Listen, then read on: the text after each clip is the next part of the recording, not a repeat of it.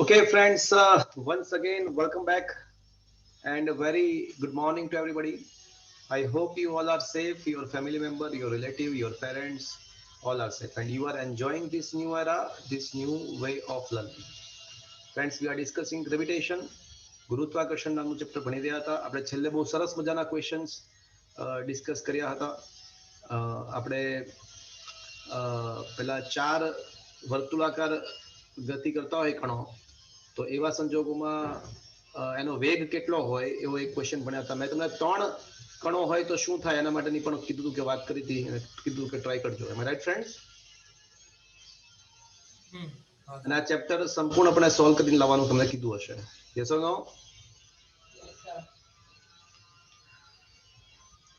તો ટેલ મી, ચલો 1 to એકવાર ફટાફટ હું પૂછી દઉં છું. 1 થી 50 માં કોઈને કઈ પૂછવું છે? 1 to 50 માં?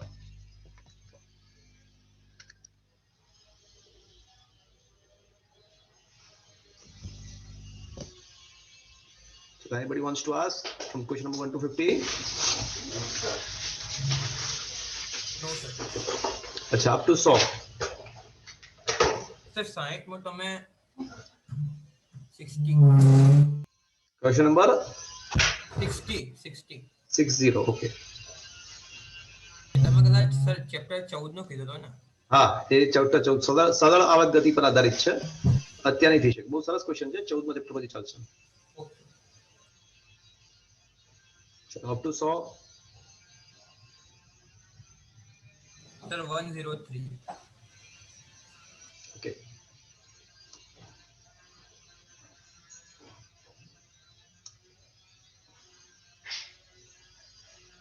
પેલા છે ને આપણે 99 ક્વેશ્ચન લઈએ. હવે એમાં ક્વેશ્ચન લખવામાં થોડીક મિસ્ટેક છે.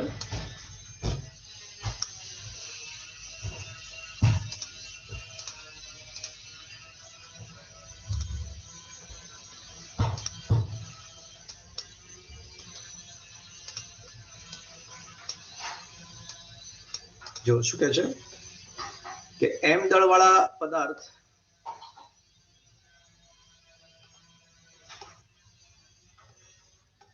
એમ દળવાળા પદાર્થને 2r ત્રિજ્યાવાળી કક્ષામાંથી 3r ત્રિજ્યાવાળી કક્ષામાં મોકલવા માટે જરૂરી ઉર્જા. હવે આ કક્ષા શબ્દ આવ્યો ને, એનો મતલબ શું થાય ખબર તમને? કે આ પદાર્થ નહીં હોય પણ કોણ હશે? એ કક્ષા શબ્દ એવું દર્શાવે છે કે આ ખરેખર તો ઉપગ્રહ છે. અને ઉપગ્રહની કુલ ઉર્જાનું સૂત્ર યાદ છે તમને? ખ્યાલ છે તમને ઉપગ્રહની કુલ ઉર્જા?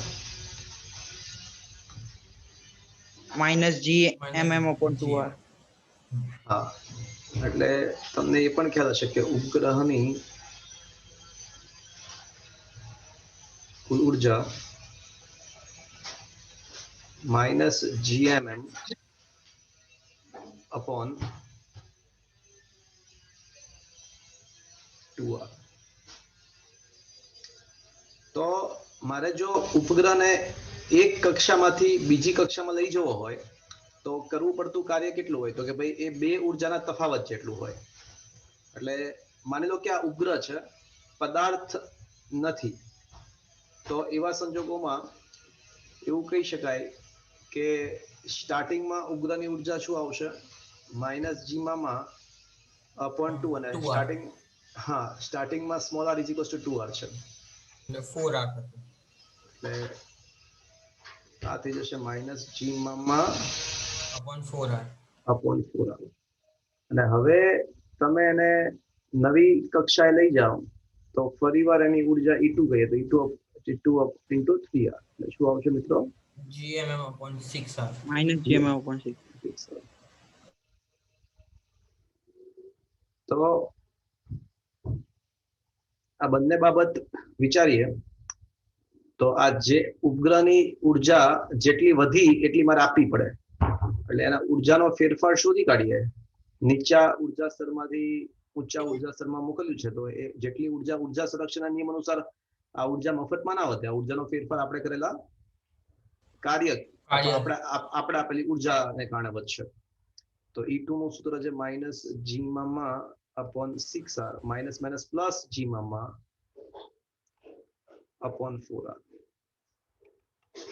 તો g/2r કોમન, તો એ હશે 1/2 - 1/3. Is it clear? હા એટલે 1/6 એટલે 3 - 1 2 એટલે 1/6. 1/6 એટલે 1/12.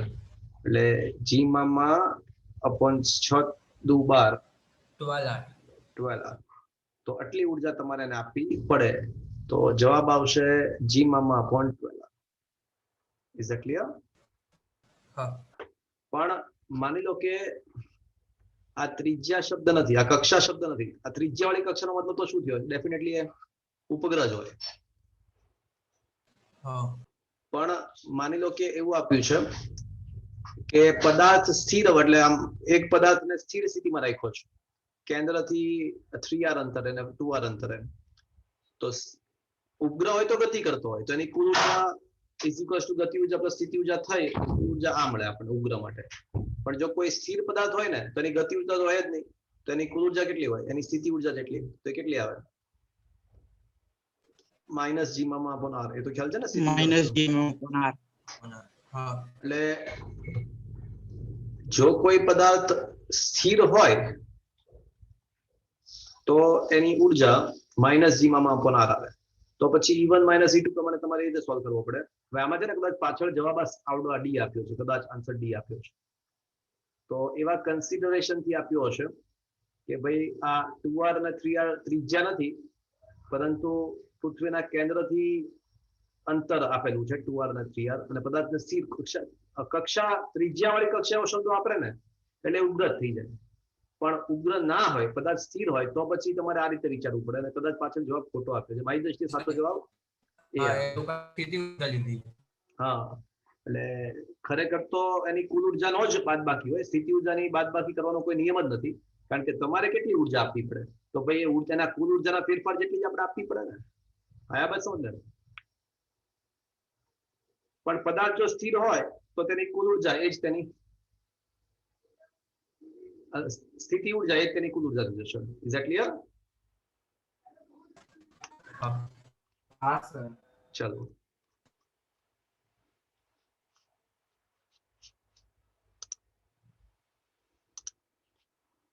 હા 103 કીધું ને તમે? કઈ કીધું? હા સર 103.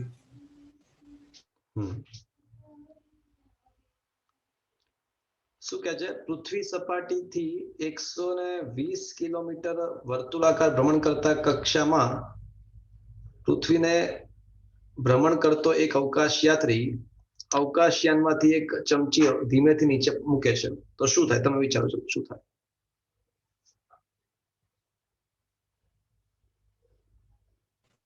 સર અનિયમિત પથમાં ગતિ ના કરે?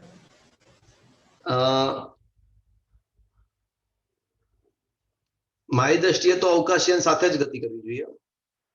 કારણ કે આપણે કોઈ બાહ્ય બળ કે ટોર્ક આપીએ એકદમ ધીમેકથી, એટલે આપણે કોઈ બાહ્ય બળ કે ટોર્ક નથી આપતા, તો એ પ્રમાણે જો આપણે મુક્ત કરીએ ને તો એ પોતાની ગતિ જે હોય ચાલુ રાખે સારી ભાષામાં. તમે આમ ફેંક્યો હોય તો અલગ વસ્તુ છે.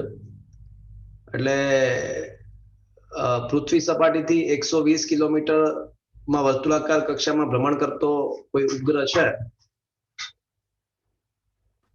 અવકાશયાન છે કોઈ, તો એમાંથી ચમચો મૂકી દો બહાર, તો એ મારી દ્રષ્ટિએ હારે હારે જ અવકાશયાનની સાથે જ ગતિ. શું આન્સર આપ્યો છે એમાં? સી ઓપ્શન આવવો જોઈએ.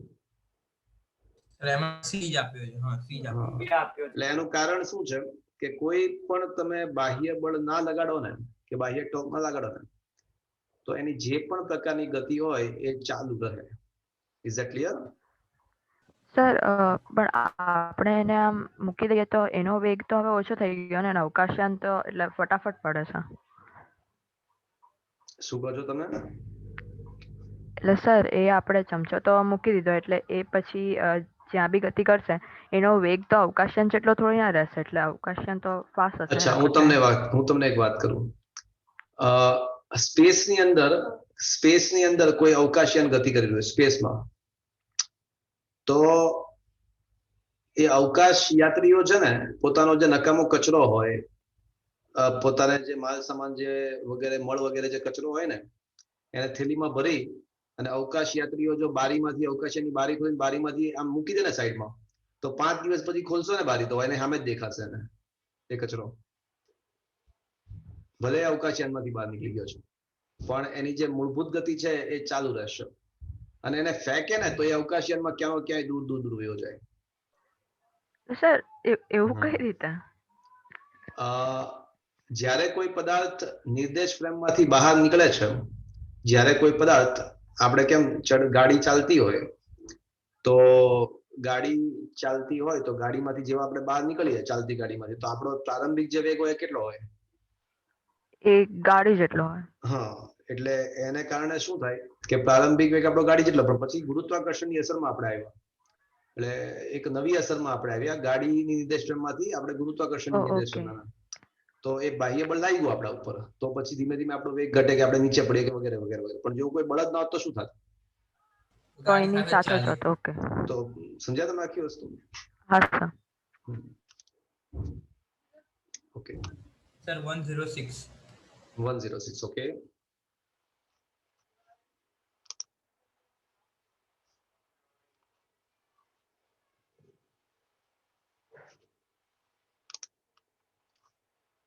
શું છે પૃથ્વી સપાટીની નજીક નાનો સેટેલાઇટ ભ્રમણ કરે છે તો તેનો વેગ લગભગ કેટલો હશે? તો મિત્રો આ છે ને આપણે સોલ્વ કરીએ છીએ પણ હવે તમે આ as a system as a concept તમે યાદ રાખી લેજો. આનો જે જવાબ છે ને તમે યાદ રાખી શકો છો કે કોઈ ઉપગ્રહ પૃથ્વીની તદ્દન નજીક રહીને ભ્રમણ કરતો હોય તો એનો વેગ કેટલો, તો એ આપણે અત્યારે શોધીએ છીએ પણ તમે પછી મેં તમને કીધું એ પ્રમાણે સીધો આન્સર યાદ રાખજો.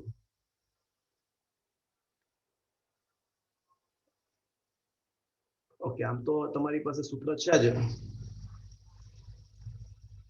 ઉપગ્રહના કક્ષીય વેગનું સૂત્ર. લાસ્ટ ટાઈમ મેં તમને બધા સૂત્ર પણ લખી આપ્યા છે ઉપગ્રહ માટે અને આની પીડીએફ રૂટ જીએમ. હા, તો v0 ઇક્વલ્સ ટુ શું લાસ્ટ ટાઈમ તમને પીડીએફ મોકલાવી દીધો? Root GME upon R. Am I right friends? પણ હવે એકદમ નજદીક હોય, જો સપાટીની તદ્દન નજદીક હોય તો આમ તો આર છે ને એ આમ તો આરઈ પ્લસ એચ છે, રાઈટ?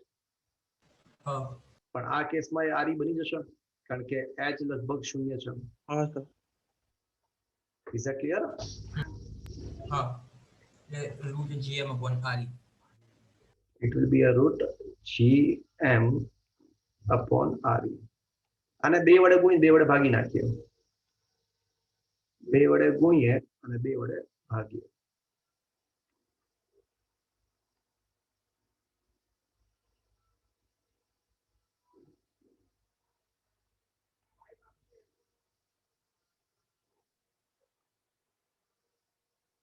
તો છેદમાં 1/√2 રાખીએ અને અંશમાં હું √2 GME upon r લખી શકું? હા સર. તો કોઈને યાદ છે √2 GME upon r તો શું હતું? નિષ્ક્રમણ વેગ. નિષ્ક્રમણ વેગ. પૃથ્વી સપાટી પરનું નિષ્ક્રમણ વેગ. એટલે એનો મતલબ એવો થયો કે 11.2 ભાગ્યા √2. સમજ્યા? એટલે 11.2 ભાગ્યા 1.41. 7.94 જેવું આવે છે. હા, એટલે લગભગ એ તમારો આવશે 8 કિલોમીટર પ્રતિ સેકન્ડ.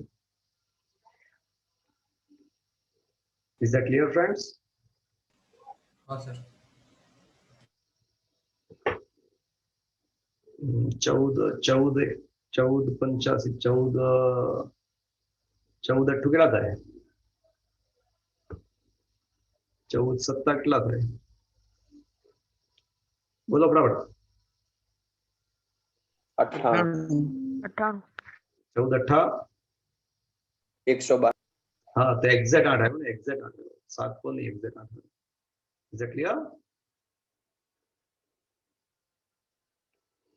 112 ભાગ્યા 14 એટલે 56 ભાગ્યા 7. 7 અઠ્ઠું 56. એક્ઝેક્ટ 8 જ આવે. આયા બાત સમજ में? હા. ચલો પછી પૂછો.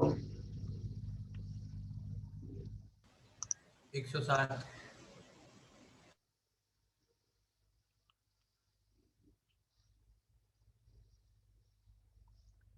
એક સેટેલાઇટ નો પરિભ્રમણ સમય એટલે કે આવર્તકાળ અને ગતિ ઉર્જા નો સંબંધ શું? ઓકે, તો આવર્તકાળ અને ગતિ ઉર્જાનો સંબંધ આપણે લાવવો છે.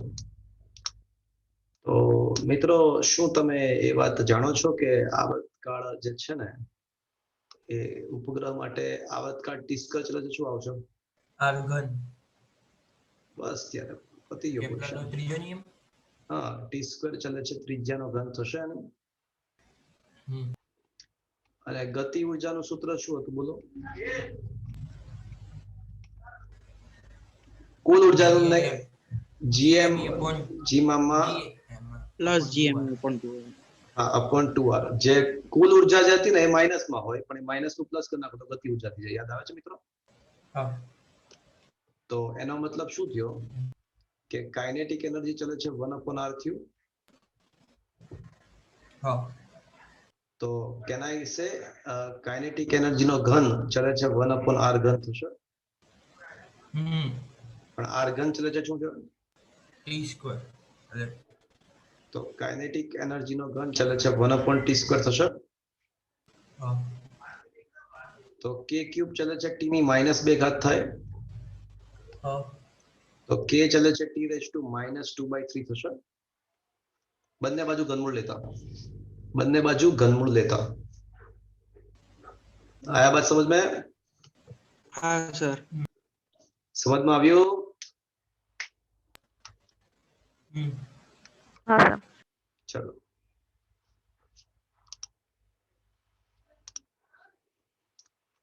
Up to 120. 112. 112 પણ છે ને એ ઓલું સરળ આવર્ત ગતિ, ઓલા જે બંને ઓલો જે ક્વેશ્ચન હતો ને એ જ પરથી છે આવડો. આપણે જે વચ્ચે સ્કીપ કર્યો ને સરળ આવર્ત ગતિનો, એ એના જેવો જ છે. સર જીઓ સ્ટેશનરી સેટેલાઇટ એટલે ભૂ સ્થિર ઉપગ્રહ. જીઓ એટલે ભૂ, સ્ટેશનરી એટલે સ્થિર, સેટેલાઇટ એટલે ઉપગ્રહ, ભૂ સ્થિર ઉપગ્રહ. ઓકે. ઓકે, અને આટલા ચેપ્ટર નંબર 14 પરથી સોલ્વ થશે આવડો ક્વેશ્ચન. ચેપ્ટર 7 તો એટલા માટે લખ્યું છે કારણ કે ભૂતકાળમાં સેમેસ્ટર સિસ્ટમ હતી ને ત્યારે સેમેસ્ટર નંબર 2 નું 7મું ચેપ્ટર હતું, જે અત્યારે આપણે 14મું ચેપ્ટર છે. Okay, 118 sir. ઓકે. બે પદાર્થો વચ્ચેનું અંતર ગુરુત્વાકર્ષી બળ 1/r ના સમપ્રમાણમાં છે, નહીં કે 1/r². આવું શક્ય છે મિત્રો, આવું પોસિબલ છે. આપણને એમ થાય કે સાહેબ આવું કઈ રીતે? ગુરુત્વાકર્ષી બળ તો 1/r² ના હોય. તમે યાદ કરો મિત્રો, મેં તમને વારંવાર કીધું હતું કે gm1m2/r² તો આપણે ખબર છે કે માત્ર ને માત્ર કોણ માટે છે? કોણ માટે? હા, બિંદુવત પદાર્થો માટે જ સાચું છે. હા, ઉપગ્રહ વગેરે લાગુ પાડી શકાય. ઉપગ્રહ ગ્રહ, કારણ કે પૃથ્વી અને સૂર્ય વચ્ચેનું અંતર પૃથ્વી અને સૂર્યની સાપેક્ષમાં ખૂબ જ વધારે છે. તો એવા સંજોગોમાં પદાર્થ પોતે, ઉપગ્રહ પોતે કણ તરીકે વર્તે છે. હા કે ના? હા. હા સર. હા. એટલે ઉપગ્રહ વગેરે માટે, ગ્રહ માટે લાગુ પાડી શકાય. પણ અહીંયા માની લો કે બે પદાર્થ એવા છે કે અનિયમિત છે, નજદીક છે અને એકબીજાના અંતર ધારો કે બહુ મોટું નહીં હોય એમના પરિમાણની સાપેક્ષે, તો એવું શક્ય બની શક્યું હશે કોઈક રીતે કે f ચલે છે 1/f ચલે છે 1/r થયું, 1/r² ના બદલે એવું પોસિબલ ધારો કે થયું છે ગમે તે રીતે. એટલે સર એવું થઈ શકે કે પછી આપણે ખાલી ધારવાનું છે? એ તો સમજાવું કે થઈ શકે, હું ક્યાંક એ તો સમજાવી રહ્યો છું કે 1/r² ના બદલે 1/r આવે એવું શક્ય બની શકે.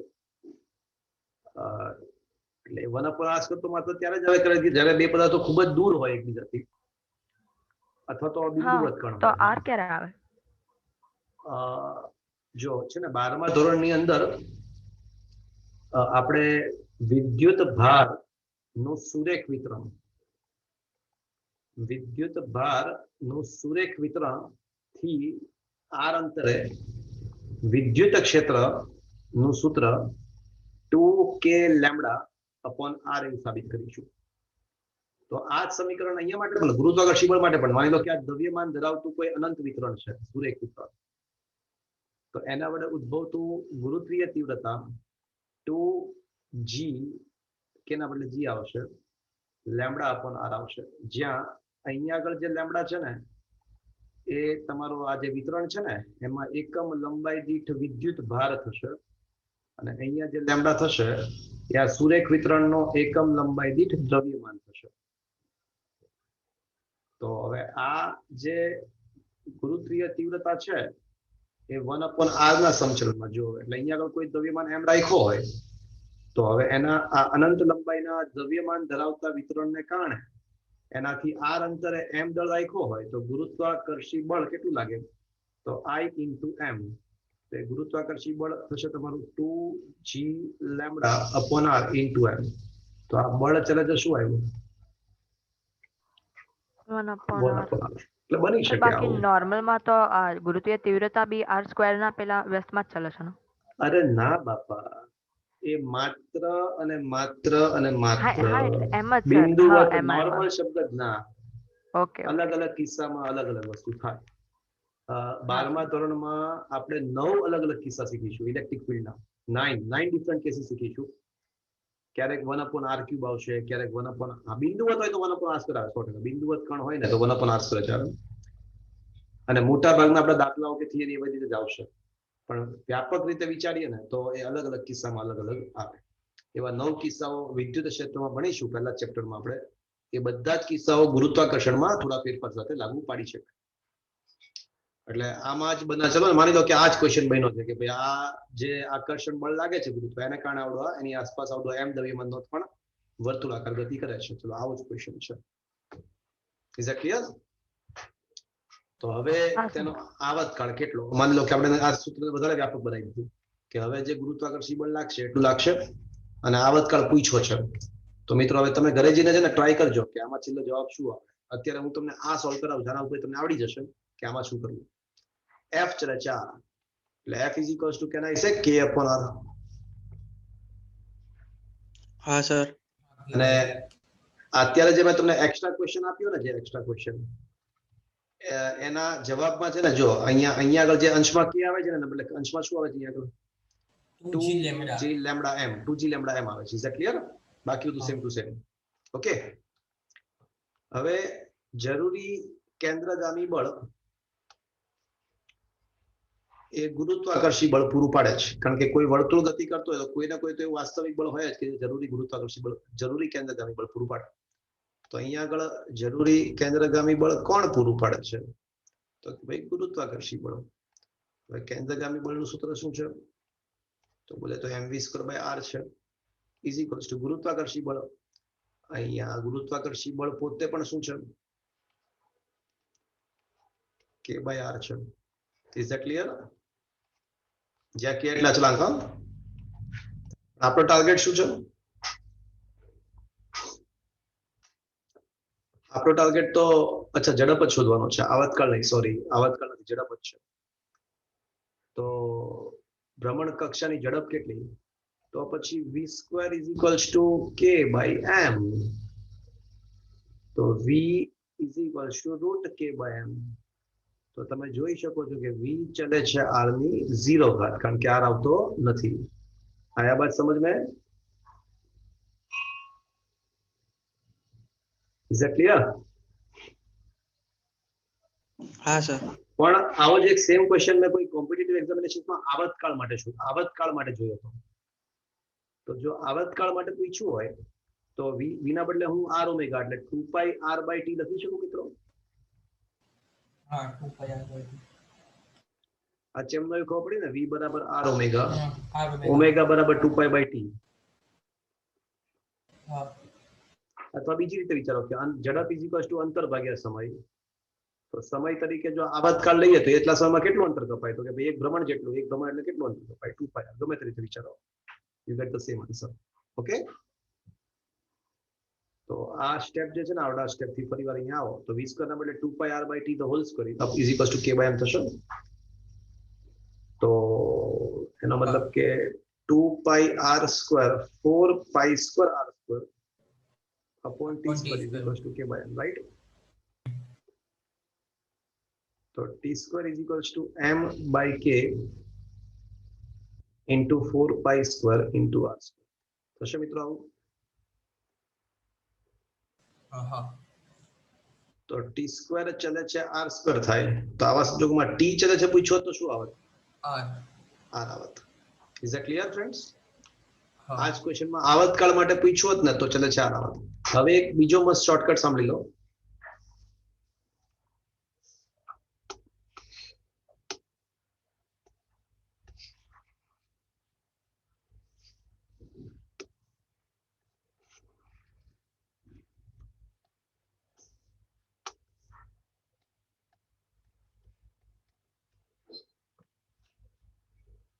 શોર્ટકટ એવો છે કે જો f ચલે છે, જો f ચલે છે 1 upon r ની n ઘાત, તો t સ્ક્વેર ચલે છે r ની n પ્લસ 1 ઘાત. આ શોર્ટકટ છે. f ચલે છે r ની n ઘાત, તો t સ્ક્વેર ચલે છે r ની n પ્લસ 1 ઘાત. This is the shortcut.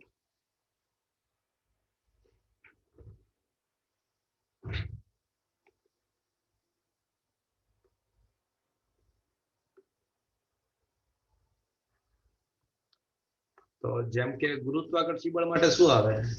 f ચલે છે બિંદુવત ગુરુત્વાકર્ષી બળ માટે શું આવે?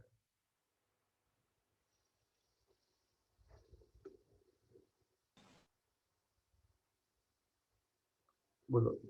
r 1 upon r square આવે. હા 1 upon r તો પછી કરો તો t square ચલે છે શું આવી ગયું? જો તો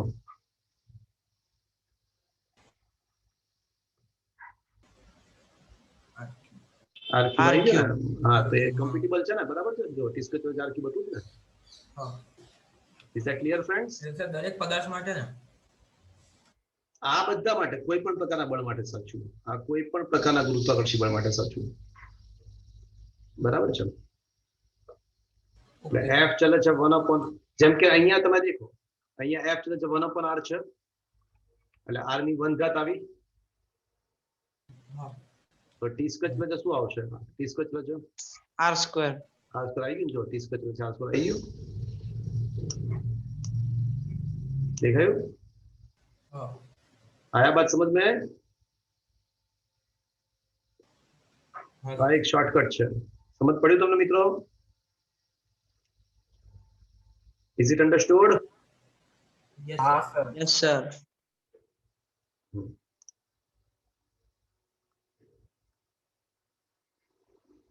ચલો બોલો.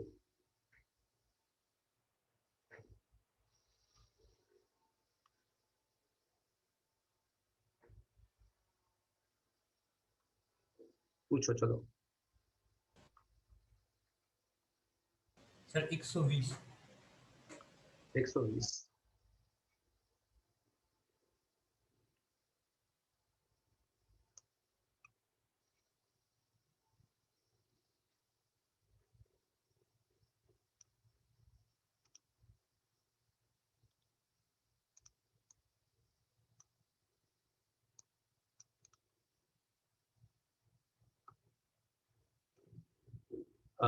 સેટેલાઇટ જ્યારે વિચરે પણ આ ત્રિજ્યાથી ભ્રમણ કરે છે, તો એક તો આપણને ખબર જ છે કે v બરાબર શું થશે? કક્ષીય વેગનું સૂત્ર √gm upon r. હા કે ના? હા v જ્યારે પણ આ ત્રિજ્યાની ભ્રમણ કક્ષામાં ભ્રમણ કરતા હોય અને ઉર્જા ગુમાવે, તો મિત્રો એની જે કુલ ઉર્જા છે ને એ ઘટે છે. એટલે ઉર્જા ઘટે ને એટલે એની ત્રિજ્યા પણ ઘટે. કારણ કે જેટલો સેટેલાઇટ પૃથ્વીથી દૂર હોય ને એટલે એની ઉર્જા વધારે કહેવાય, અને જેમ જેમ પૃથ્વી નજીક આવે એની નેગેટિવ ઉર્જા વધતી જાય, એટલે ખરેખર ઘટી ગઈ કહેવાય. ઇલેક્ટ્રોન માટે પણ સાચો. ઇલેક્ટ્રોન માટે પણ ન્યુક્લિયસની નજીક હોય ને ત્યારે એની ઋણ ઉર્જા વધારે હોય, પણ ધીમે ધીમે જેમ જેમ ઇલેક્ટ્રોનની ઉર્જા વધે તો તે દૂર જાય અને એને એની આયનીકરણ ઉર્જા જેટલી મળી જાય ઉર્જા, એટલે એ મુક્ત થઈ જાય. એટલે જો સેટેલાઇટ કે ઇલેક્ટ્રોન ઉર્જા ગુમાવે ને તો એ ન્યુક્લિયસ ઉપગ્રહ હોય તો પૃથ્વીની નજદીક આવે એટલે ત્રિજ્યાની ઘટે. Is that clear? Okay sir. હવે ત્રિજ્યા ઘટે તો વેગ માટે શું કહી શકાય મિત્રો?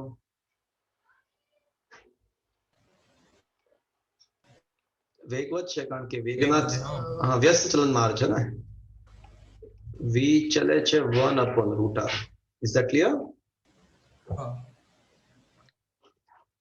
તો ધેટ્સ ઓલ. ઓકે, r ઘટે અને v વધે. Okay sir. ચલો જો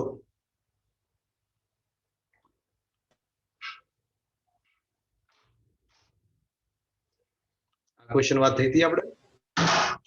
હા સર કરેલો હતો. 41.1 જવાબ આવે. 41.1%. એટલે કોઈ પણ ઉપગ્રહનો જેનો વેગ તમે √2 ગણો કરી નાખો ને, એની ગતિ ઉર્જા બમણી અને વેગ √2 ગણો કરી નાખો ને તો તે નિષ્ક્રમિત થઈ જાય. ઓકે, હા ચલો પછી સર 127. 127.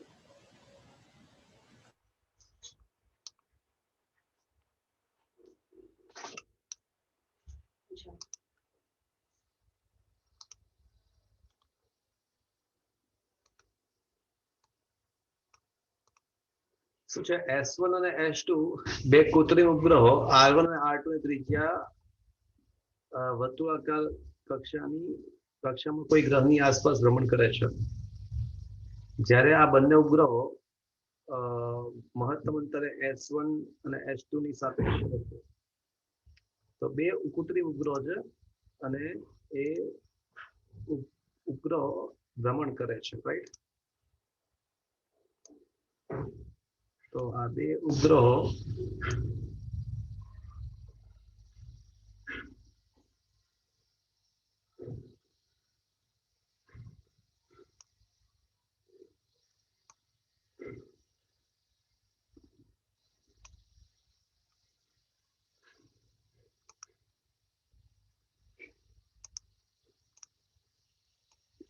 પૃથ્વીની આસપાસ ભ્રમણ કરે છે, રાઈટ?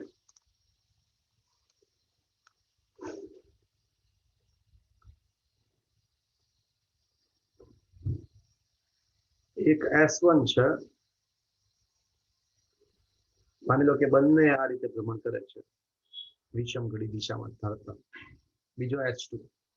પણ શું કે છે મહત્તમ અંતર બંને વચ્ચે અંતર મહત્તમ ક્યારે હોય? તો જ્યારે S1 વ્યાસાંત બિંદુ હોય ત્યારે. અહીંયા હશે ત્યારે મહત્તમ અંતર હશે. જુઓ તો બંને વચ્ચેનું હા બીજી કોઈ પણ શક્યતામાં નહીં હોય. જો વિચારો તમે. Is that clear? હા તો એનો મતલબ કે અત્યારે આનો વેગ આમ છે, તો આનો વેગ કઈ તરફ હશે? સ્પર્શક દિશા વિચારો તો નીચે આવશે. હા અધો દિશા. એટલે મહત્તમ અંતરે બંને એકબીજાની વિરુદ્ધ દિશામાં થશે. Is that clear? હા હા સર. તો મિત્રો સાપેક્ષ વેગ આપણને ખબર છે કે સમાન દિશામાં હોય ને તો બાદબાકી થાય, વિરુદ્ધ દિશામાં હોય તો સરવાળો. એટલે ખરેખર તો સાપેક્ષ વેગનું સૂત્ર આ જ છે કે 1 નો 2 ની સાપેક્ષે વેગ એટલે વેક્ટર v1 માઇનસ વેક્ટર. ખરેખર વ્યાપક સૂત્ર તો આ માઇનસ જ છે, પણ હવે સમાન દિશામાં હોય ને તો ખરેખર બાદબાકી થાય.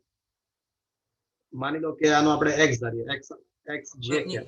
કોઈ એક વેગની દિશા માઈનસ લેવાની. હા, એક x j કેપ હોય તો બીજો આવશે x1 j કેપ, તો બીજો ચલો v1 નથી, v1 j કેપ, તો અહીંયા આવશે v2 માઇનસ j કેપ. વચ્ચે પછી માઇનસ માઇનસ શું થઈ જશે? તો પછી પ્લસ થઈ જશે. હા, સમજ્યા તમે? એટલે વિરુદ્ધ દિશામાં હોય તો ઇફેક્ટિવલી મુખ્ય સૂત્ર તો આ જ છે, મેઇન સૂત્ર તો આ જ છે, બરાબર? પણ વિરુદ્ધ દિશામાં હોય તો વચ્ચે માઇનસ માઇનસ પ્લસ થઈ જાય અને સમાન દિશા હોય તો વચ્ચે માઇનસ થશે ઇફેક્ટિવલી. વિરુદ્ધ દિશામાં હોય તો હવે શું થઈ જશે મિત્રો? એ v1 પ્લસ v2.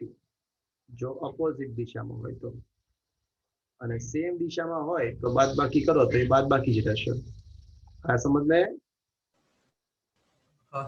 હા સર. વ્યાપક સૂત્ર તો આ જ છે. Is that clear? તો બસ હવે આમાં શું છે કે સાપેક્ષ વેગ શોધવાનો તો બંનેના વેગનો સરવાળો જ કરવાનો છે, બીજું કશું નથી આમાં. પતી ગઈ વાત. ઓકે, 1305. શું આ ક્વેશ્ચન સમજમાં આવ્યો? હા સર. હા સર. ઓકે, સર એના પછીનો 128. 105 બોલ્યું કોઈ? 105 બોલ્યું કોઈ?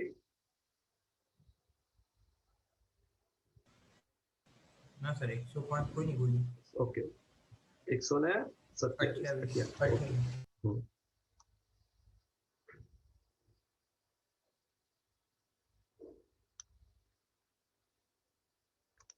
તમારે મેથ્સમાં મિત્રો શાંકવ નામનું ચેપ્ટર આવે છે, ઉપલે અતિવલય વગેરે? હા. હા સર આવે.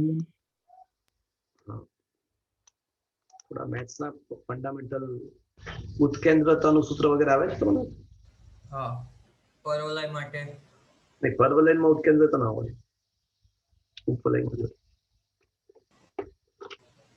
ઉપવલય અને અતિવલયમાં હોય ઉત્કેન્દ્રતા. કઈ નહીં, જવાબ પરવલયમાં હોય. હોય તો ખબર નહીં. એક હોય. એક હોય. હા, બરાબર હશે. સૂર્યની આસપાસ ઘૂમતા ગ્રહની અર્ધ દીર્ઘ અક્ષ એ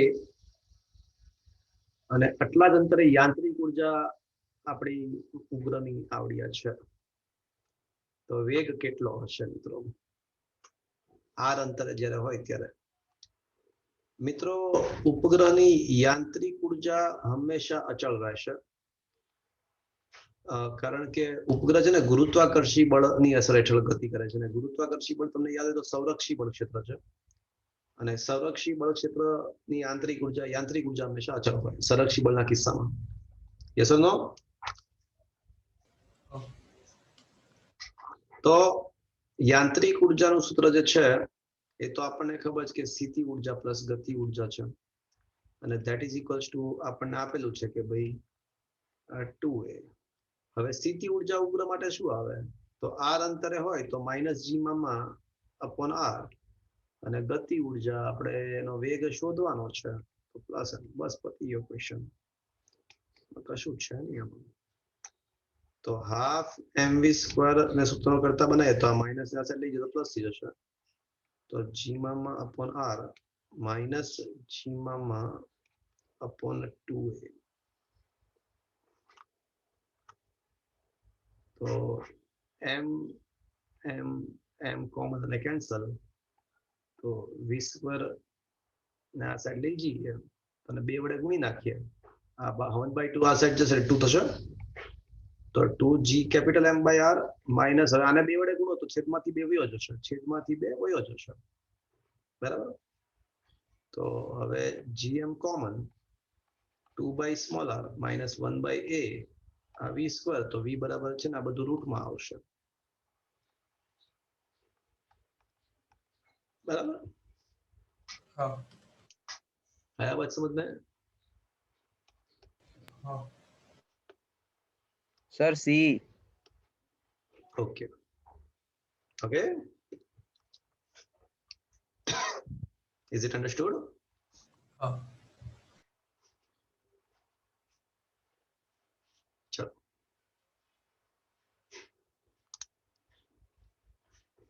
તો પછી સર 132.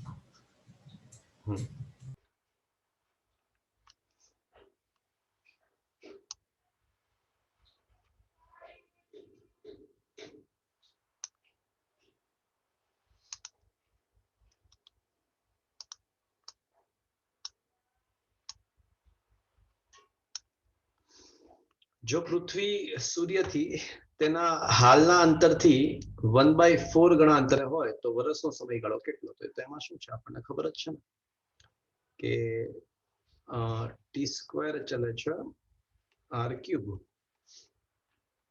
તો ટી ડેશ અપોન ટી નો વર્ગ is equals to R dash upon R ની 3 ઘાત. આર ડેશ તરીકે આપ્યું છે કે r/4 લેવાનું છે અપોન આર ની 3 ઘાત. તો એનો મતલબ એવો થયો કે ટી ડેશ અપોન ટી નો વર્ગ ઇઝ ઇક્વલ્સ ટુ 1/4 નો ઘન. તો 1/4 નો ઘન એટલે 1/64 થાય મિત્રો. એનું વર્ગમૂળ કાઢો, બંને બાજુ વર્ગમૂળ લેતા તો t ડેશ અપોન t બરાબર 1/64/1/8 થશે. તો t ડેશ બરાબર શું આવશે મિત્રો? T/8. આયા બાદ સમજ में? તો આવર્તકાળ કેટલો થાય? તો 8મા ભાગનો થઈ જાય. એટલે 365 દિવસ છે તો 365 ભાગ્યા 8 કરો તો એ જે જવાબ આવે આપણે જાણશો. Is it clear? જો દિવસના સ્વરૂપમાં પૂછ્યો તોની વાત છે. હા ઓકે, હા સર. સર 134.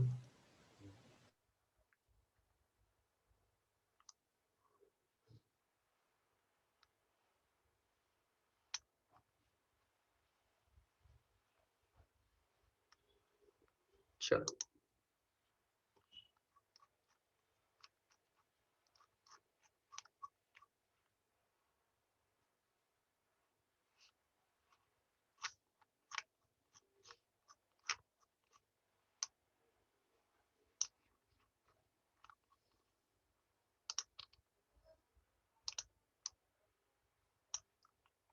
શું કહે છે કે પૃથ્વી થી સૌથી મોટા અને સૌથી નાના અંતરો R1 ને R2 છે ઉપગ્રહના.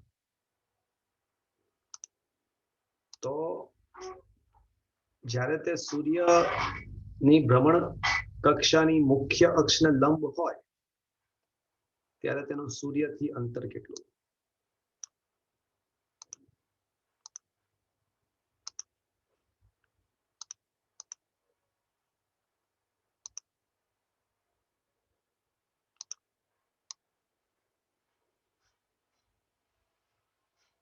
ઓકે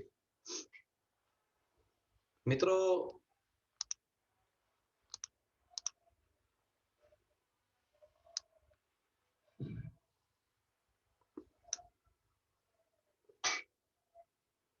સૂર્યથી પૃથ્વીના સૌથી મોટા અને સૌથી નાના અંતરો.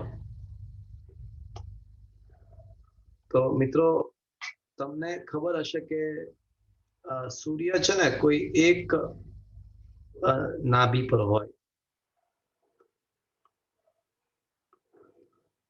સૂર્ય એક્ઝેક્ટ વચ્ચે ના હોય, એ કોઈ એક નાભી પર હોય. ઉપવલય જે લોકોને ચાલ્યું છે એ લોકોને ખ્યાલ છે. બે કેન્દ્ર. હા, એના બે કેન્દ્રો હોય એટલે કાં તો અહીંયા ને કાં તો અહીંયા. આપણે માની લો કે સૂર્ય અહીંયા છે.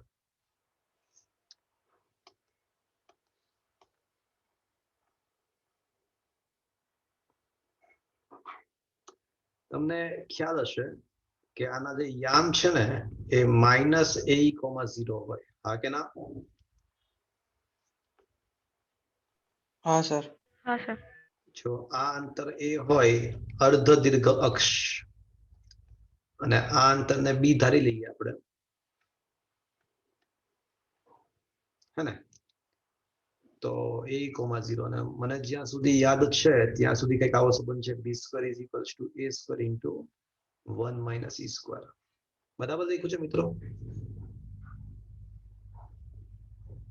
કે ભૂલ છે? સર બરાબર છે. હા બરોબર છે.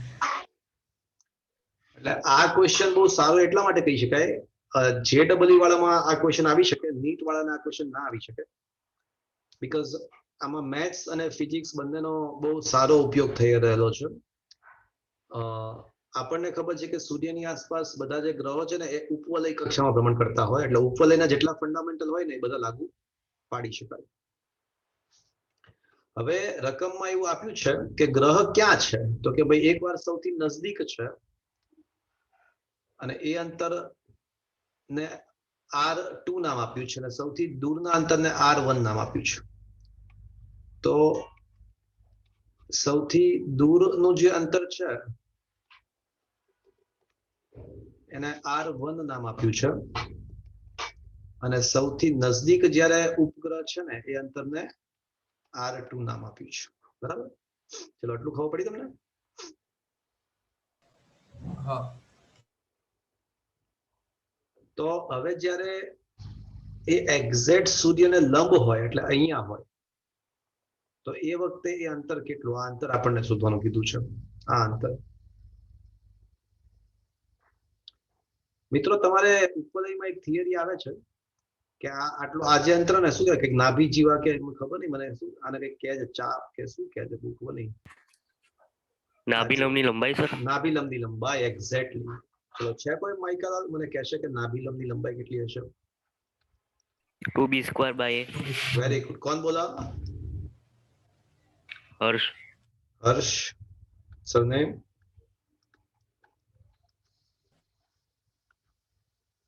તો નાભિલંબ અને નાભિલંબ કહેવાય. જો આ જે આટલો જે ભાગ છે ને નાભિલંબ કહેવાય, આટલા ભાગને. પણ આપણે તો સૂર્યથી ગ્રહનું અંતર એટલે નાભિલંબની લંબાઈ કરતા એક્ઝેક્ટલી આપણે આ શોધવું છે. તો નાભિલંબની લંબાઈ કરતા કેટલી આવશે મિત્રો એ અંતર? અડધું. બહુ મસ્ત ક્વેશ્ચન છે ને મિત્રો. સૂર્યથી ગ્રહનું અંતર લંબ સ્થિતિમાં, આ જે લંબ અત્યારે જે સ્થિતિ છે ને એ પ્રમાણે નું અંતર તો મિત્રો 2b² એટલે નાભિલંબની લંબાઈને x ધારી લઈએ તો આ l બરાબર શું આવશે મિત્રો? આ લંબ અંતરને x આપણે l ધારીએ. x/2. હા, તો l બરાબર x/2. તો x/2 એટલે b²/a લખાય મિત્રો? યસ ઓર નો? હા પડો. Yes, sir.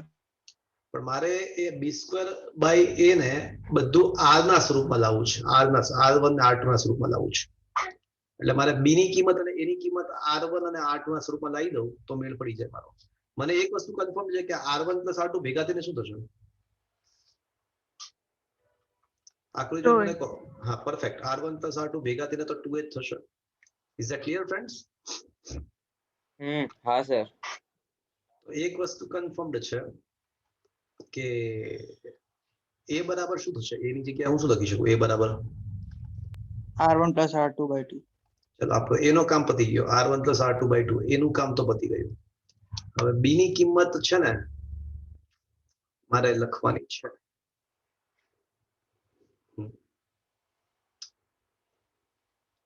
ગમે તેમ કરીને b ને r1 અને r2 ના સ્વરૂપમાં લાવવાનું છે.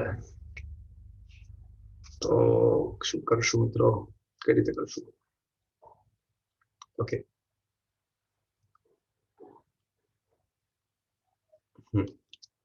ચલો મારી વાત ધ્યાનથી સાંભળજો મિત્રો. હવે જો તો હું r1 બરાબર a - a લખી શકું. જો તો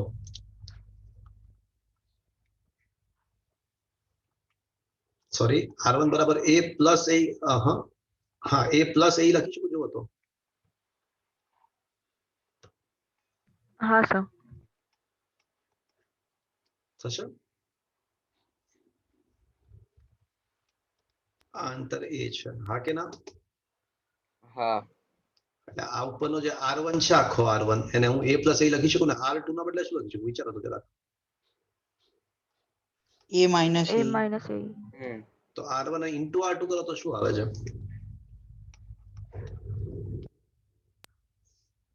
A² - A whole. આ બંનેનો ગુણાકાર કરો તો a² - a² e² થાય. તો a² × 1 - e² લખાય મિત્રો? હા કે ના? પણ આપણને ખબર છે કે a² × 1 - e² તો કમ વખત b² છે. યસ ઓર નો? હા તો પાડો. હા સર. બસ તો r1 × r2 = b². બસ તો પતી ગઈ વાત. આપણને a ની કિંમત મળી ગઈ, આપણને b² ની કિંમત મળી ગઈ.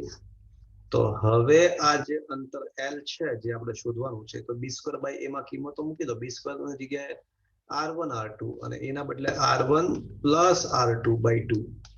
So will it be 2r1 r2/r1 + r2? Is that clear friends? Yes sir. આ લેવલના ક્વેશ્ચન JEE માં હોય છે. શું મિત્રો આ સમજમાં આવ્યું? હા સર.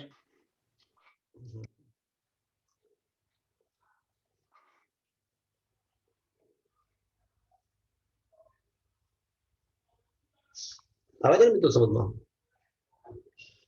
હા સર. Okay, ચલો let's move further. And I think now આવો પણ હજી એક ક્વેશ્ચન હતો જે લગભગ હવે આના જેવો જ એક કઈ ક્વેશ્ચન કોઈ જગ્યાએ હતો R1 R2 ના સ્વરૂપમાં, પણ હવે લગભગ તમને આવડશે ક્વેશ્ચન પણ.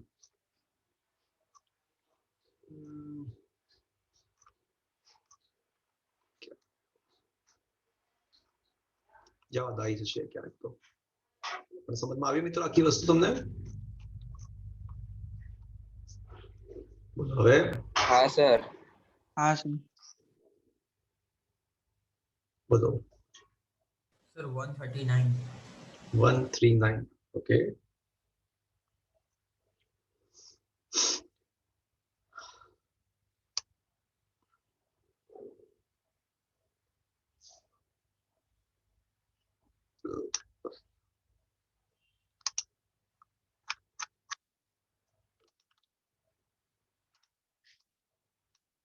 સૂર્યથી એક કોમેટ ના મહત્તમ કોમેટ એટલે એક પ્રકારનો ગ્રહ ઉપગ્રહ ગણી શકાય, પણ એ અમુક કોમેટ છે ને અમુક એવા પદાર્થ હોય છે કે જે ઉપગ્રહની શ્રેણીમાં નથી આવતા.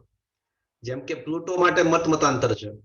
પ્લુટો ઉપગ્રહ ગ્રહ ગણવો કે ના ગણવો, પ્લુટોને ગ્રહ ગણવો કે ના ગણવો એમાં મતાંતર છે.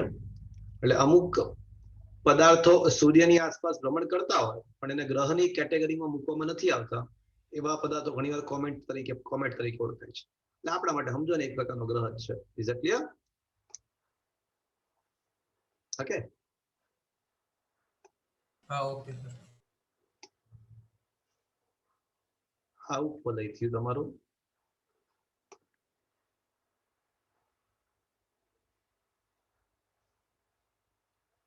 આ થઈ ગયું તમારું દીર્ઘ અક્ષ, આ થઈ ગઈ લઘુ અક્ષ. સર એમની કક્ષા ગ્રહ જેવી જ હોય?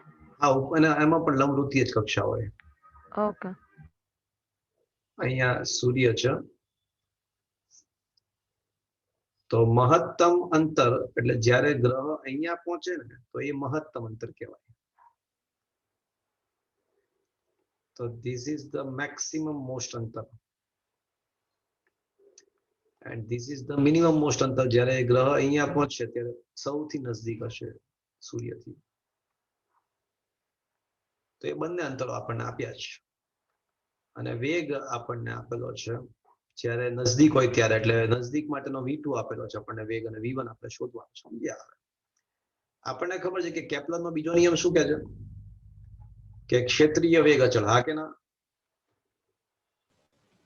પણ તમને યાદ છે આ કેપ્લરનો નિયમ કયા નિયમ પરથી આપણે સાબિત કર્યો હતો?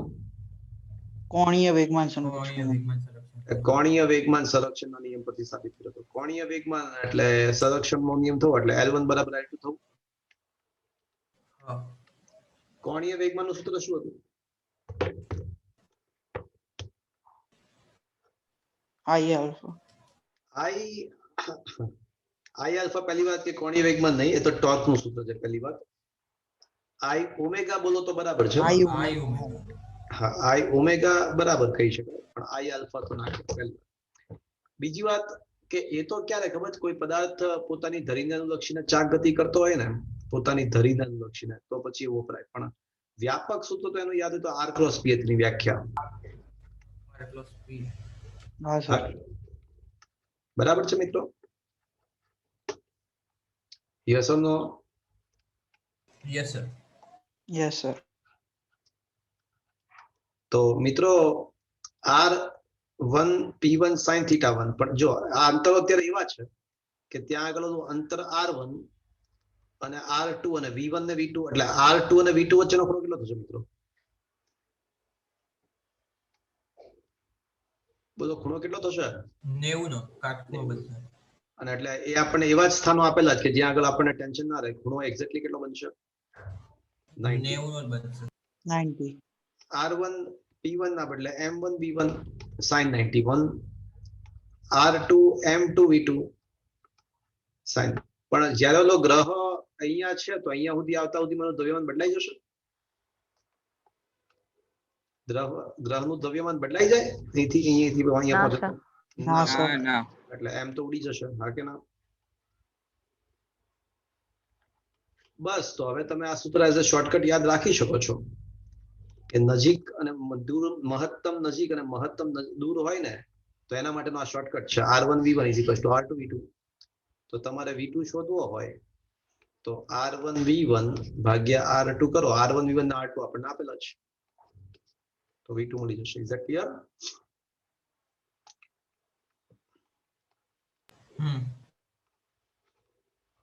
आया बात समझ में? Is that clear? Yes sir. चलो પછી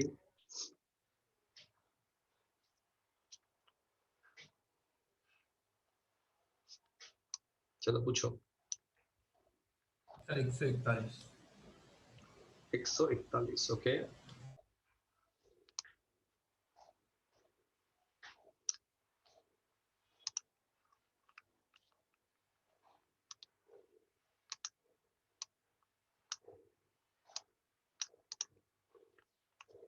ચંદ્રનો પૃથ્વીની આસપાસ ભ્રમણનો સમય 29 દિવસ છે. જો ચંદ્રનું દળ તેના દ્રવ્યમાન કરતા 2 ગણું અને બીજું બધું જ અચળ રહેતું હોય તો સમય કેટલો થાય? દ્રવ્યમાન બમણું કરવામાં આવે છે, બીજું બધું જ અચળ રાખવાનું છે. તો હવે એના ભ્રમણનો સમય શું થાય? ઓકે.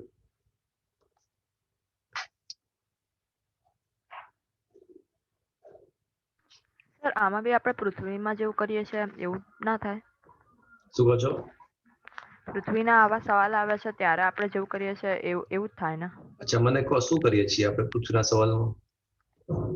ના, એમાં તો ત્રિજ્યા વધે છે. ઓકે ઓકે, આમાં તો દળ છે. જો મારી વાત સાંભળો.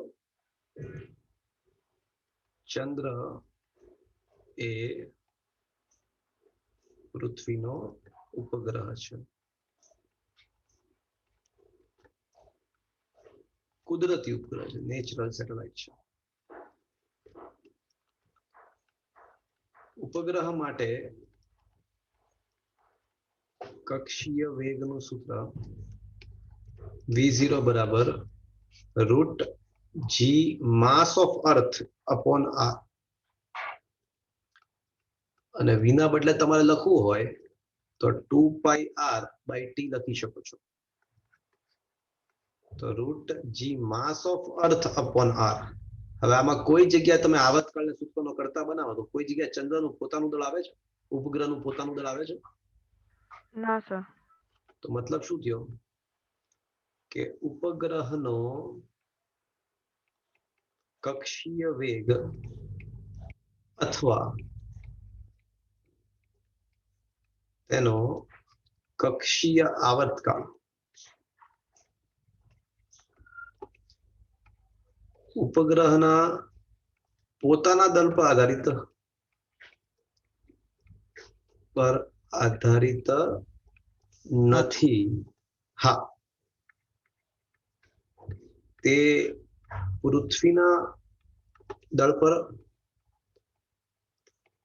આધારિત છે. ઓકે, તો that is to be noted.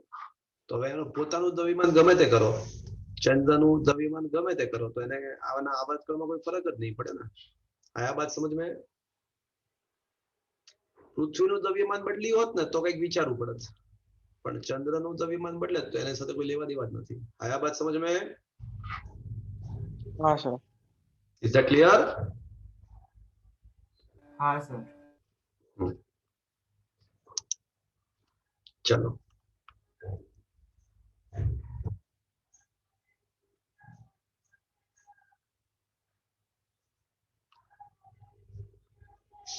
चलो પછી up to 150.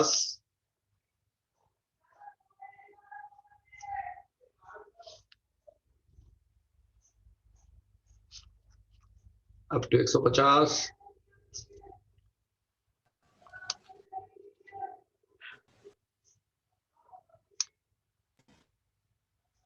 Sir 144.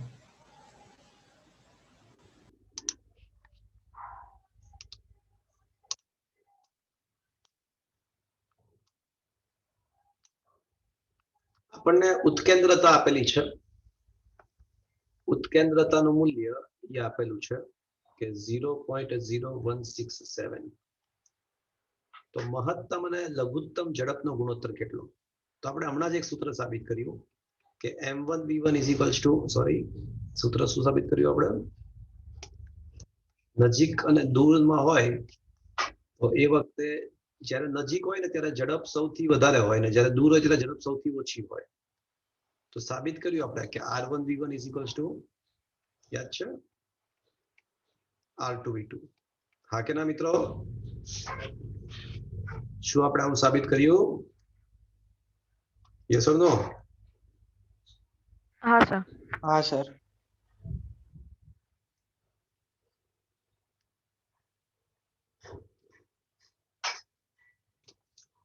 તો એનો મતલબ એવો થયો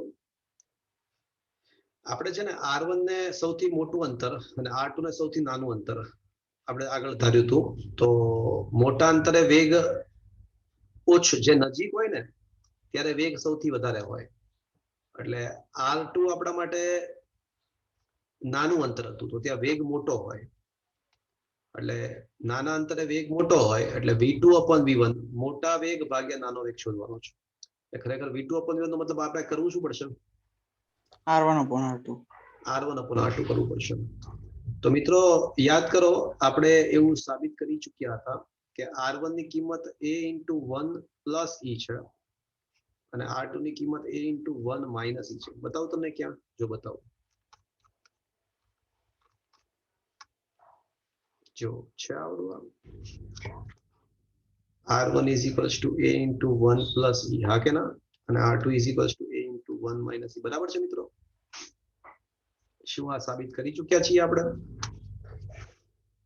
હા સર. છે? Yes or no friends? Yes, sir. Yes sir. તો હવે આપણી પાસે તો હવે આપણને ઈ તો આપેલું છે. તો આન્સર તમારો આવશે 1 + e/1 - e. એટલે હવે તમે સીધું જ યાદ રાખી શકો આ શોર્ટકટ કે તમને vmax/v પૂછ્યું હોય ને તો now we had proved that it is a 1 + e/1 - e. आया बात समझ में?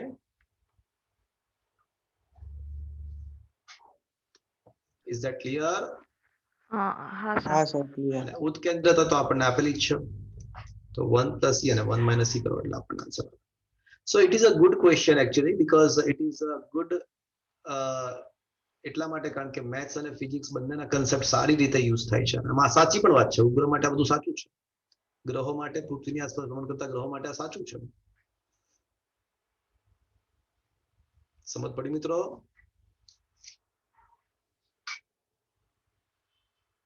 Is it understood?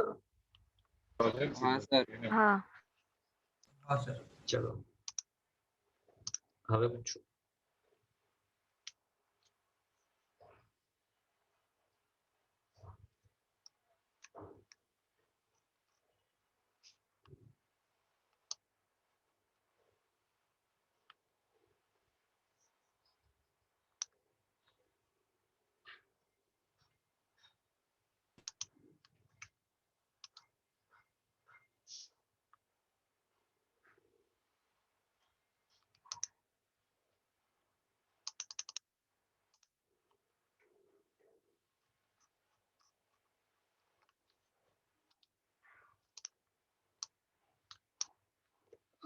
મિત્રો થોડી વાત તમારે સમજાવવી પડશે તમને. થોડું ધ્યાનથી સાંભળજો ને મિત્રો. કેસ 1 ઓલા ગોળા માટે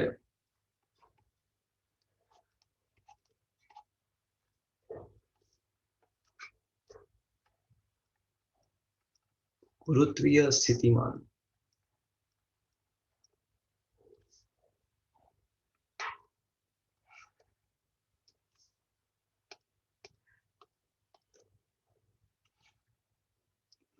ઓકે.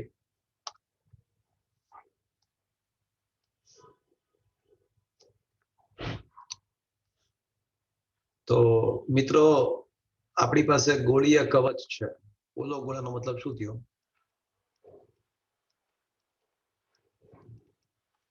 ગોળીય કવચ.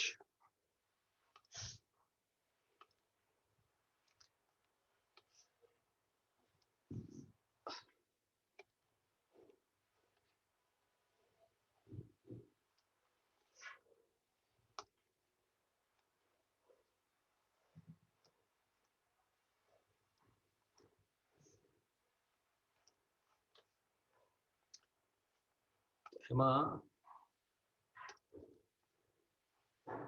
કેસ 1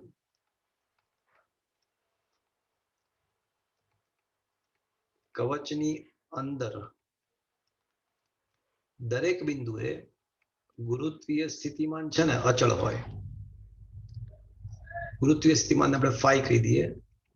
તો અંદરના તમામ બિંદુએ ગુરુત્વીય સ્થિતિમાન અચળ હોય -gm/r.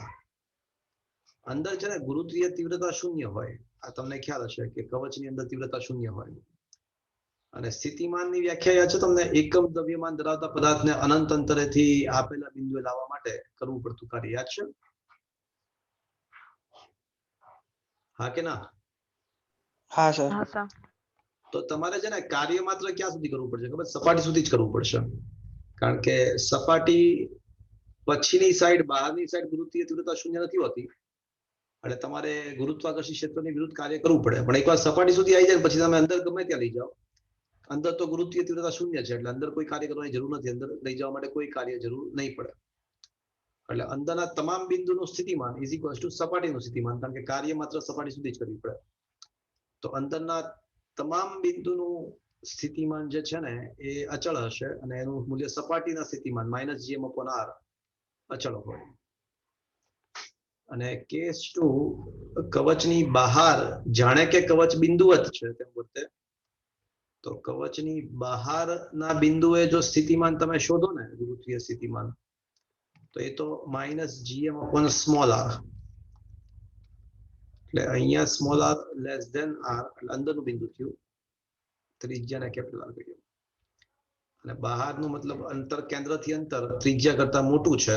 તો એવા સંજોગોમાં તમારું જે ગુરુત્વીય સ્થિતિમાન છે એનું ઋણ મૂલ્ય 1/r સાથે ઘટશે. Is that clear? તો આના માટે તમે આલેખ બનાવશો ને, આના માટે જો આપણે આલેખ બનાવીએ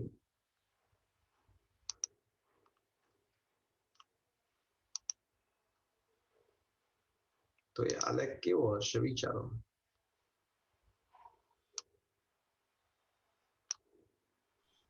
કેન્દ્રથી સપાટી સુધી અચળ. અને પછી એનું મૂલ્ય ઘટતું જાય. એટલે આલેખ જો બનાવીએ ને આપણે મિત્રો, તો એ આલેખ આ રીતનો હશે. ભાઈ કેન્દ્રથી સપાટી સુધી એનું મૂલ્ય નેગેટિવ અને અચળ હશે. નેગેટિવ પણ હશે અને અચળ પણ હશે. કારણ કે એનું મૂલ્ય કેટલું હશે મિત્રો? -gm/r. અને પછી શું થાય મિત્રો ખબર છે? પછી એનું મૂલ્ય છે ને એકવાર સપાટી સુધી પહોંચી જાય ને પછી એનું મૂલ્ય આ રીતે ઘટતું જાય.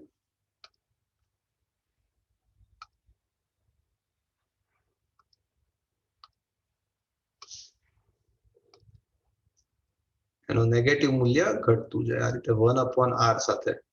એટલે આ ઘટાડો સુરેખ ના હોય, અતિ. 1/r ચલે x y ચલે છે, 1/x છે ને એ અતિવલય સંબંધ કહેવાય.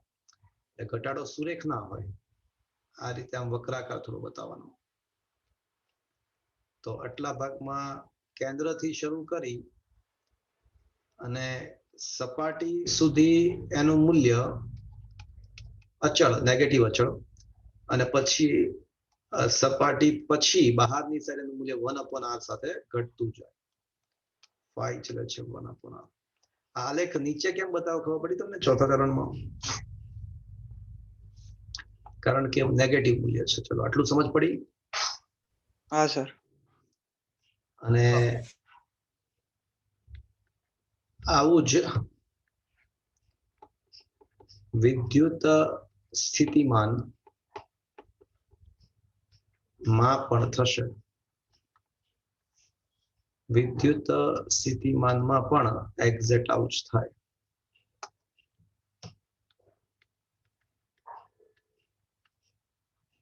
ઓકે,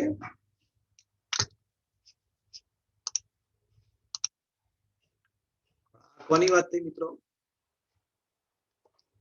ગુરુત્વીય સ્થિતિમાન. નહીં, કોની વાત થઈ? પોલા ગોળા માટે.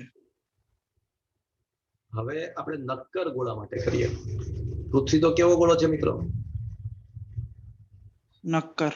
નક્કર ગોળો છે. નક્કર. સેકન્ડ, નક્કર ગોળા જેમ કે પૃથ્વી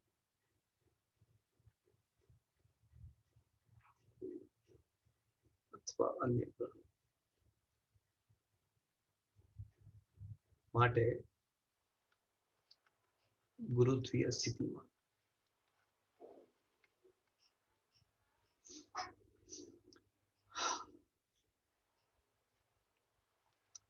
તો મિત્રો એમાં પણ બે કિસ્સાઓ, અંદરની સાઈડ અને બહારની સાઈડ. તો માની લો કે આ કોઈ નક્કર ગોળો છે પૃથ્વી જેવો,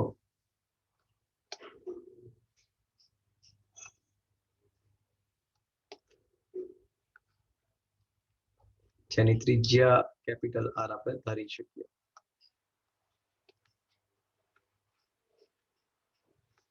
તો એમાં પણ પાછા બે કિસ્સાઓ વિચારી શકાય.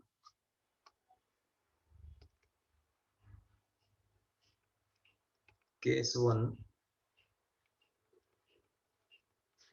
ગોળાની અંદર,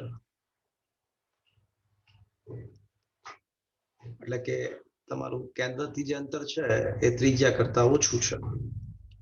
તો એવા સંજોગોમાં ગુરુત્વીય સ્થિતિમાન નું સૂત્ર -gm/2 કેપિટલ R 3 - r² થાય. આ સૂત્ર વિદ્યુત શાસ્ત્રમાં સાબિત કરવાનું આવશે. સેકન્ડ ચેપ્ટર 12મું ધોરણ. એમાં ખાલી g ના બદલે k આવશે, m ના બદલે q આવશે. વિદ્યુત બળનું સૂત્ર kq1q2/r², gm1m2/r². એટલે અહીંયા kq/2r એવું આવશે. ઓકે, એ સાબિત કરીશું એટલે એના ઉપરથી અહીંયા આપણે સ્વીકારી શકીએ. Is that clear? હા સર. આ સૂત્ર એવું દર્શાવે છે કે જો એક્ઝેક્ટલી સેન્ટર હોય કેન્દ્ર, તો કેન્દ્ર માટે તો r બરાબર 0 થઈ જાય. તો r બરાબર 0 મૂકી દો તો કેન્દ્ર પર સ્થિતિમાન -3gm/2r, એટલે કેન્દ્ર પર સ્થિતિમાન -3/2 gm/r થાય. અને r બરાબર કેપિટલ R લો તો એ એક્ઝેક્ટલી કયું બિંદુ થયું? તો કે ભાઈ સપાટી પરનું બિંદુ થયું. તો સપાટી પરના બિંદુએ r બરાબર r મૂકી દો તો r² કેપિટલ R² એટલે 1 થઈ જાય. અહીંયા આગળ 1 થઈ જશે. -gm/r. હા, એટલે અહીંયા 1 થઈ જાય તો 3 - 1 એટલે 2 2 2 કેન્સલ, તો બાકી શું રહેશે? -gm/r રહેશે. હા કે ના? તો આનો બીજો મતલબ એવો પણ થયો કે કેન્દ્ર પર જે સ્થિતિમાન છે ને એ સપાટી પરના જે સ્થિતિમાન હશે એના કરતા 1.5 ગણું વધારે હશે. થશે ને? તો બરાબર જો તો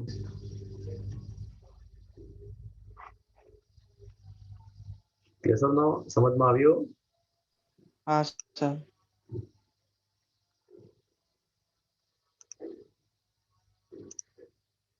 તો હવે આનો અંદરના બિંદુએ તો શું થાય આપણને ખબર પડી. કેન્દ્ર પર મેક્સિમમ નેગેટિવ હશે. મેક્સિમમ નેગેટિવ કેન્દ્ર પર હશે. સપાટી સુધી પહોંચતા સુધીમાં એ નેગેટિવ મૂલ્ય ઘટતું જાય. અને બહારના બિંદુએ શું થાય? તો બહારના બિંદુએ તો એ ગોળો જાણે કે કણ છે તે રીતે વર્તે. તો ગોળાની બહારના બિંદુએ તો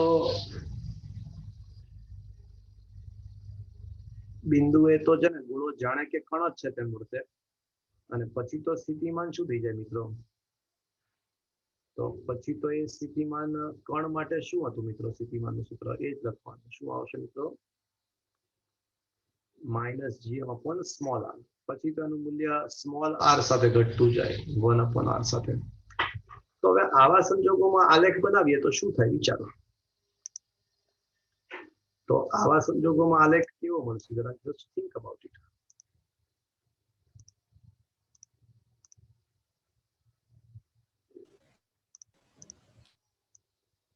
તો બનાવવાનો ટ્રાય કરીએ આપણે આવા સંજોગોમાં કેવો આલેખ.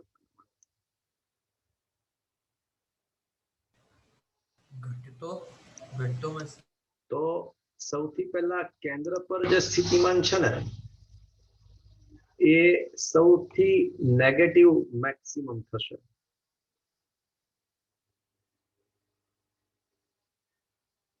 કેન્દ્ર પર જે સ્થિતિમાન છે એ સૌથી નેગેટિવ મેક્સિમમ થશે.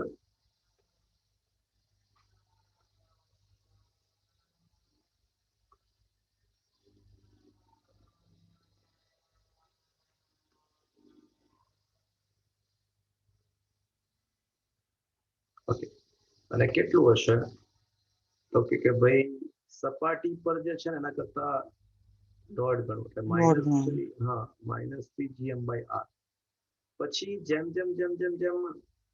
આર વધતો જાય ને તો સપાટી સુધી પહોંચતા સુધીમાં એનું ઋણ મૂલ્ય ઘટી અને ખાલી 3/2 એટલે ખાલી 1 GM ઉપર આર થઈ જાય. એટલે આલેખ કંઈક આવો થશે. અને પછી તો આપણને ખબર છે કે ભાઈ સપાટી વટી જાય પછી તો એ બિંદુવત જ બની જવાનો, પછી તો આમ જ ઘટશે. તો આવો આલેખ આવે. સમજ્યા મિત્રો તમે આખી વસ્તુ? હા.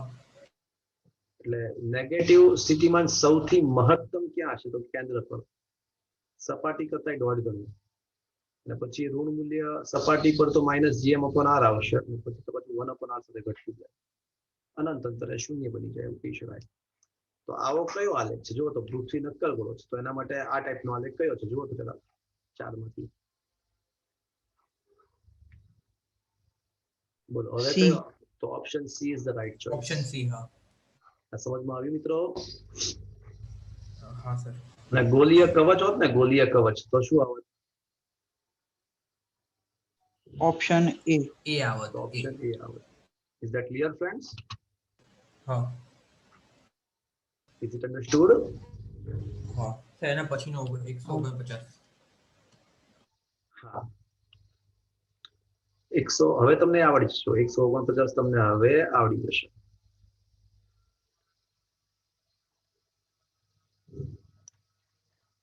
તો આ છે ને થોડો ગોળીય કવચ જેવું જ છે, પણ ખાલી ફરક એટલો કે એનું જે કવચ છે ને એકદમ જાડું છે. એટલે હવે જો હવે તમને કવચની અંદર સ્થિતિમાન કેવું હોય? કવચની અંદર અચળ. અચળ. તો કવચ અચળ. શૂન્ય ના હોય તેવું અચળ. શૂન્ય ના હોય તેવું અચળ. ના 1 મિનિટ, આ બળ છે, સોરી, બળ છે, સ્થિતિમાન નથી. તો કવચની અંદર બળ કેટલું લાગે? ગુરુત્વાકર્ષી બળ 0. 0 લાગે. શૂન્ય હોય. તો શૂન્ય હોય એવા 3 ઓપ્શન છે, એ, બી અને ડી. ઓકે, આ તો નહીં જ આવે. આયા બાદ સમજમાં? હા. પછી જેમ તમે કવચની બહાર આવતા જાવ તેમ ઓલું દ્રવ્યમાન થોડું તમને બળ લગાડવા લાગશે. તમે જેમ ધીમે વધતું જશે. હા, એટલે બળ વધતું જશે. અને સપાટીએ મેક્સિમમ પછી ઘટતું જશે. તો એવો કયો ઓપ્શન છે? Option B. That's it. Is that clear? હા સર, એટલે સર બી અને સી માં થોડું કન્ફ્યુઝન થાય, પણ હા, સ્થિતિમાન હોત ને, સ્થિતિમાન તો સી આવત. અને એમાં બધું, પણ એમાં બધું નેગેટિવ આવત. આલેખમાં ઉપરની સાઈડ ના આવત, બધું નીચેની સાઈડ આવત. સમજ્યા? હા. હા સર. સ્થિતિમાનમાં નેગેટિવ સૂત્ર હોય એટલા માટે. Is that clear? આયા બાત સમજ में? હા સર.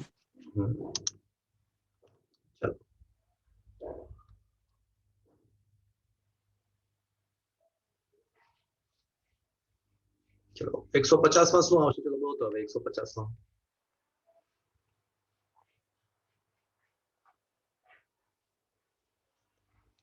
બોલો, એબીસીડી માંથી શું આવશે 150 માં?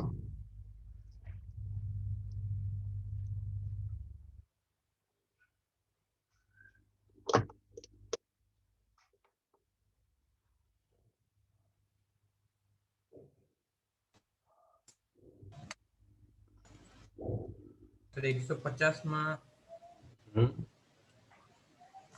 કદાચ ડી આવશે. ડી આવશે. હા. અલા 150 માં થોડી બી આવે. બી નહીં સર, ડી. હા, ડી સાચો. ડી ફોર દિલ્હી એકદમ સાચી વાત છે. એટલે કવચની અંદર ગુરુત્વાકર્ષી ક્ષેત્રની તીવ્રતા 0 હોય અને પછી 1/r² સાથે ઘટતી જાય, તો આ સાચી વાત.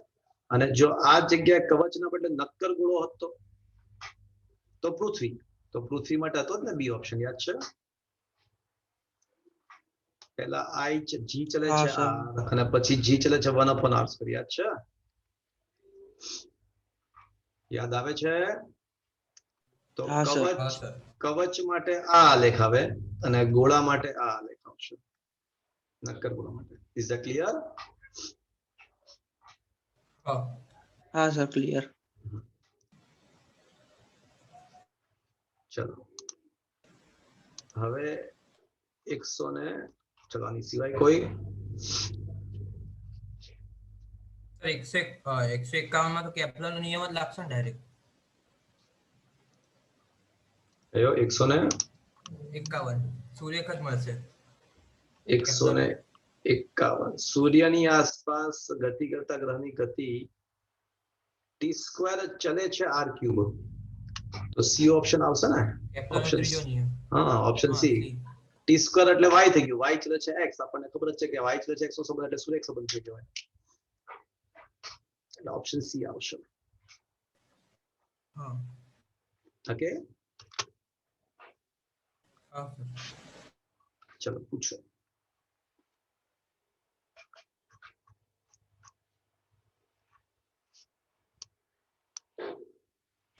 સર 152.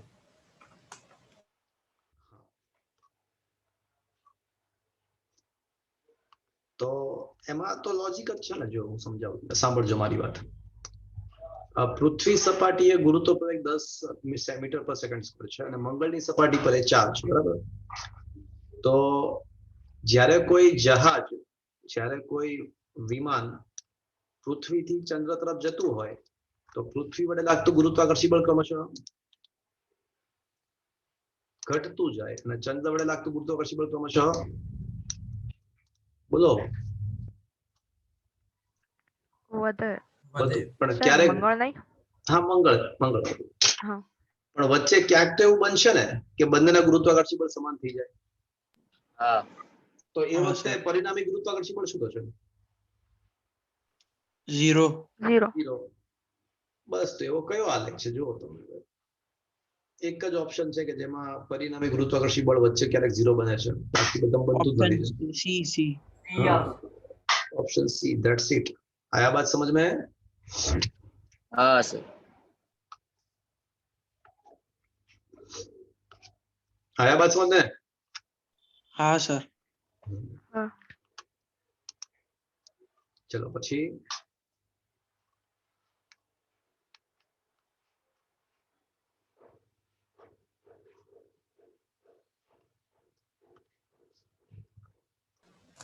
સર અહીંયા સુધી જ કર્યા છે, મતલબ આલેખ સુધી જ કર્યા છે, જોડકા આગળથી બાકી છે. નેક્સ્ટ લેક્ચરમાં છે ને હું 9મું ચેપ્ટર સ્ટાર્ટ કરીશ અને તમારા જે ડાઉટ બાકી છે પતાવીશ. 9મા ચેપ્ટરના અમુક કન્સેપ્ટ નવા છે, થોડા એ નવા કન્સેપ્ટ અને થોડા સારા ક્વેશ્ચન્સ હું તમને ચલાવીશ અને તમારા ડાઉટ્સ હું પૂરા કરીશ. ઓકે, તો આજનો સેશન મિત્રો અહીં આગળ ફિનિશ કરી રહ્યા છીએ આપણે. Thank you, good bye.